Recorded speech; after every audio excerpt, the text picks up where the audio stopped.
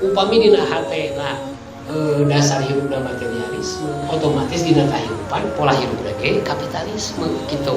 Kumaha kapitalisme teh? Hitung-hitungan, tanagi dihitung, waktu dihitung, ilmu dihitung. Matak tanaga diduitkeun, waktu diduitkeun, ilmu ge diduitkeun gitu. Pami kapitalisme ngajarkeun lamun ngamodal seminimal mungkin, lamun nyokot untung semaksimal mungkin. Sarean mah tibalik ngajarkeun teh. Lamun ngamodal bebeakan gitu. Bisi ngamodal ke Gusti Allah teh kurang ku tanaga, tambahan ku duit gitu. Tambahan ku waktu, tambahan ku ilmu. Hasil nyanggakeun sadaya-daya gitu. Dan urang gaduh keyakinan Gusti Allah mah tara sulaya gitu tah maksudna teh. Jalmi teh anu lolos dina hatena sergapan materialisme dasar hidup. Pola hidup disergap ku kapitalisme, terus buahna teh hedonisme gitu.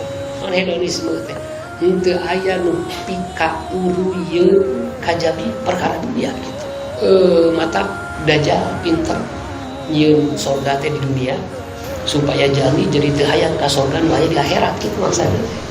Di dalam dunia teh pika betaheun, pika tangtremeun, pika bitaun menjanjikan kenikmatan jeung sanes kanten.